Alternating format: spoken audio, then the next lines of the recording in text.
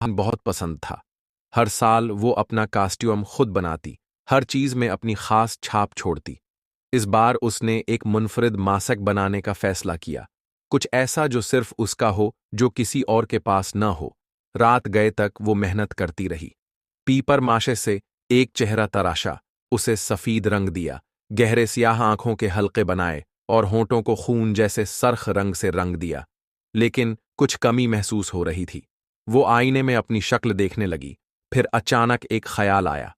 इसने कींची उठाई और अपने बालों की एक छोटी सी लट काट कर मासिक पर चिपका दी।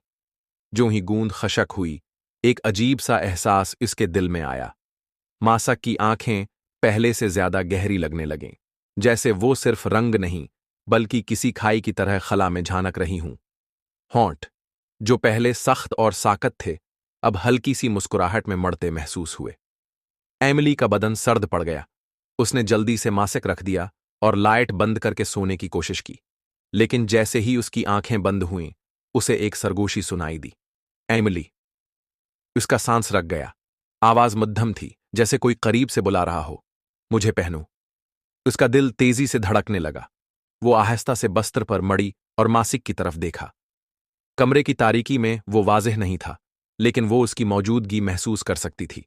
फिर मासिक हला। ये रोशनी का धोखा नहीं था, वो वाकई हरकत कर रहा था।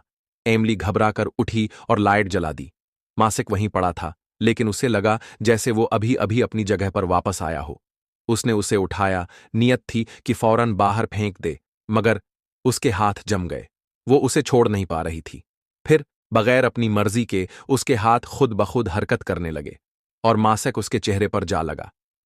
हाँ, अब ठीक है। आवाज अब उसके दिमाग में गूंज रही थी। मासिक के छूते ही एक यखबस्ता सनसनाहट उसके जिस्म में दौड़ गई, जैसे कोई चीज उसके अंदर सरायत कर रही हो। वो घबराकर आईने की तरफ बढ़ी, लेकिन आईने में जो अक्स था वो इसका नहीं था। मासिक की आंखें पलकें झपक रही थीं, होंठों पर एक शैतानी मुस्कुराहट थी। एमिली ने चीख मारी, उसे नूचने की कोशिश की, लेकिन मासिक उसकी जल्द में जज्ब होता जा रहा था, जैसे वो उसका चेहरा ही हो। तुमने मुझे अपने बाल दिए। मासिक की सरगोशी अब उसके ख्यालात में गूंज रही थी। अपना एक टुकड़ा दिया, अब मैं बाकी सब भी ले लूंगा। एमिली ने खुद को खींचने की कोशिश की, उसकी आंखों के आगे अंधेरा छाने लगा। फिर वो डूबने लगी, जैसे कोई पानी में धंस रहा हो। उसके ख्यालात मादूम हो गए, जिस्म उसका नहीं रहा।